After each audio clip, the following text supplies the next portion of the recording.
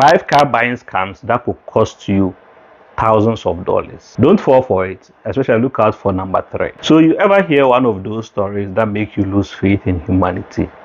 Like, how is this even legal? So my friend, let's call him Kwame, because that's his real name. Got scammed so badly trying to buy a car that I thought he was about to become the face of a new government PSA. Don't be like this guy. Long story short, Kwame found a too good to be true deal on a Toyota Corolla on Facebook Marketplace. The seller was super friendly, even threw in a fake sub story, something about needing to sell the car fast so that he can take care of his sick grandmother in Calgary.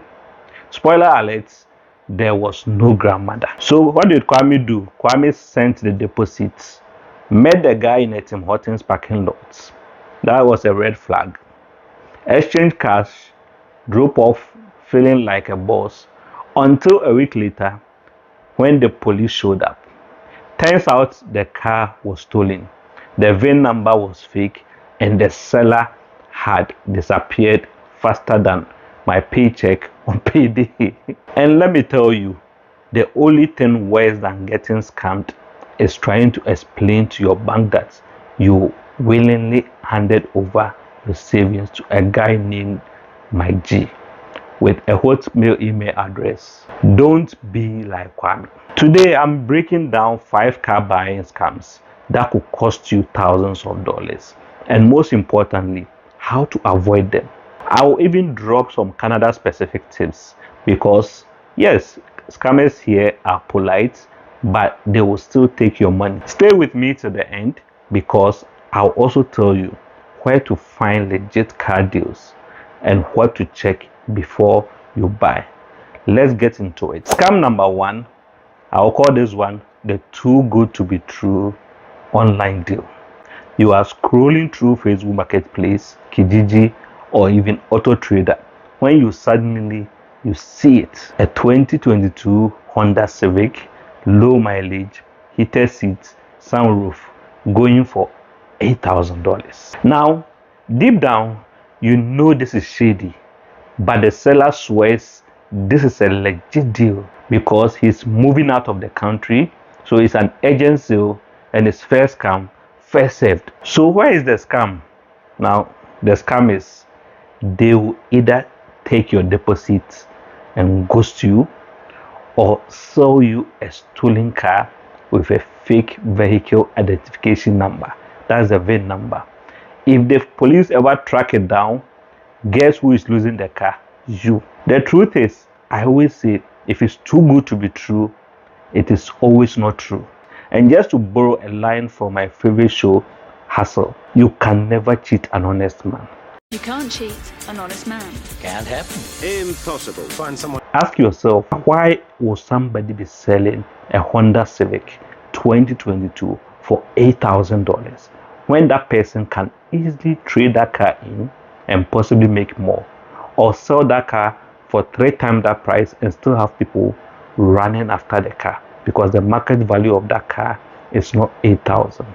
But you thinking that you have the best deal, you will now jump on it and get yourself scammed. So how do you avoid getting scammed in this case? Always check the car's history using Carfax Canada or a free VIN check on the Canadian Police Information Center website, because the police are interested in preventing people from stealing cars.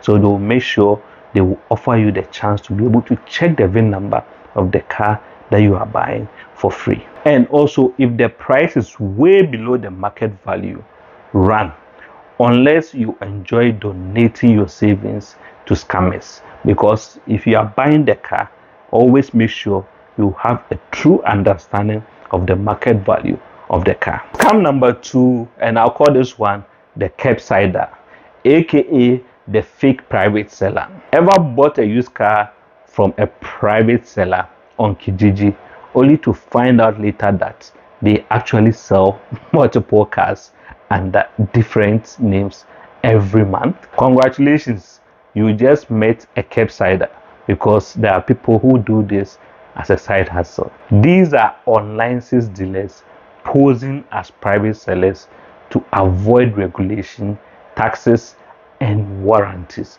And guess what? Many of these cars have been in major accidents, have rollback odometers, or come with hidden liens. The scam here, they sell you a car with undisclosed damage, and when your mechanic finds out the frame is held together with duct tape and prayers, the seller is nowhere to be found. So how do you avoid falling victim to the Curbsider? Always search the seller's phone number online, because if they have listed multiple cars in the past, the phone number might still be listed online, and that will tell you that this is somebody who is selling multiple cars online and is not actually a private seller. He's actually doing it as a business, so he is in it to make money. So he will do as much as possible to reduce his expenses by possibly not disclosing some of the faults or repairing them. So you buying them, you might not know, and you fall victim to it later. Secondly, and I always advise you do this, ask for ID and compare it to the name on the vehicle registration. If it is not a match, run, because that is a big red flag. If he actually owns the car, his name will show up when you do the search on the vehicle registration. Thirdly, you can check the seller's license. That's if they are in Ontario, they are OMVIC for Ontario people who like to sell cars, or AMVIC if they are in Alberta. Legit private sellers do not need to sell 20 cars a year. Scam number 3, and that's the fake Lien-Free car, aka surprise, you own the back money now. Imagine buying a car, driving it for a few weeks, feeling good about your deal, then you receive a letter from the bank saying you owe money on it. Welcome to the lien scam. A lien is basically debt attached to a car. If the previous owner didn't finish paying off their loan, the lender can repossess the car, even if you bought it fair and square. So how do you avoid falling victim to the fake Lien-Free car? 1, if you are in Ontario, Alberta, or even BC, you can check for liens online using the provincial lien search services. It will only cost you $15, way cheaper than $10,000 surprise debt. So my advice is take advantage of it. It is only going to cost you $15, and that $15 might end up saving you a lot more in the near future. Secondly, ask the seller for a lien release letter. No proof, no deal. If they actually own the car, they should be able to provide you with a lien release letter on the car. If not, run. Scam number 4 is the certified car. That is not. Some dealerships sell used cars as certified pre-owned with claims that they passed a 150-point inspection. Sounds great, right? Here is the scam. Some of these so-called inspections never actually happened. I had a friend who bought a certified Hyundai that later needed a $3,000 in repairs for things that should have been caught in the inspection. When he went back to the dealership, they hit him with, "Oh well, it passed our standard at that time." So it might be an issue that came up after you purchase the vehicle.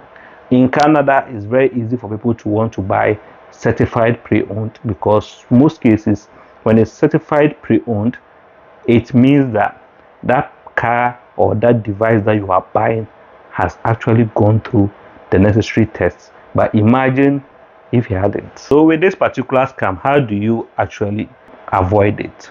1, ask for the actual inspection reports so that you can see for yourself. Secondly, get your own mechanic to check the car. At least pay someone to check the car so that in case something goes wrong, you have somebody that you can hold responsible.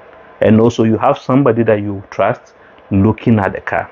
A real inspection costs around $100 to $200, but it can save you thousands of dollars in surprise repairs, because the person selling the car might not declare or tell you everything that is wrong with the car. And me personally, I have a belief that if there's nothing wrong with the car, then the person might not have a reason to sell it at that price that they are offering it to you. Thirdly, only buy from reputable dealerships like Honda certified, Toyota certified, or dealers registered with OMVIC. That's the Ontario Motor Vehicle Industry Council. That way, if something goes wrong, you can easily walk there and report that company to them, and they will make sure they hold that company responsible or hold them liable for any fault that you have, because in most cases they will be regulated if they fall under that particular council. Scam number 5, the fake financing scam. This one is evil. Some shady dealers approve you for financing, let you drive off, and then call you back a week later saying, oops, financing didn't go through, but we have a higher interest loan option for you. The truth is, because you've driven the car, you might be attached to it. At this point, you are attached to the car, probably already posted your new car vibe selfie, and now they are pressuring you to sign a terrible loan. So it's more like a bait and switch. By giving you the car to drive off for a couple of weeks, you now post it, connect to the car, show it to people. So asking you to bring it back, you will feel bad.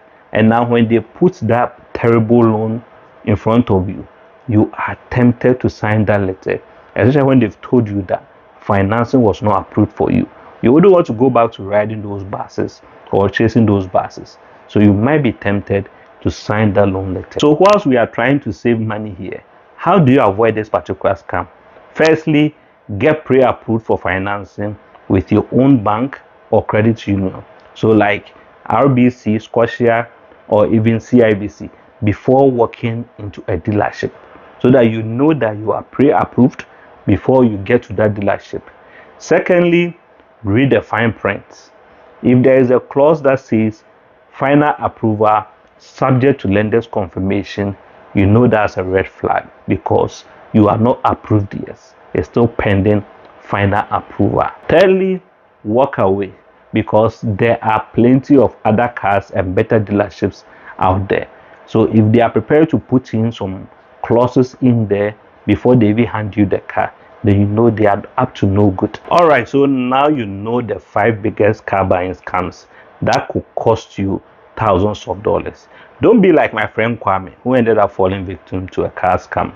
Before you buy a car, let's go over it. First, check the VIN number. Secondly, verify the seller's identity. Thirdly, get a mechanic to inspect the car. And last but not the least, check for liens on the car. And if you want to make sure that you are financially ready for a car purchase, check out my video on how to budget for a car in Canada. I will link it up here if it's recorded. Also, hit the like button and subscribe for more financial wisdom. And drop a comment if you have ever had a sketchy car buying experience, so that we can all connect and learn together. See you in the next video.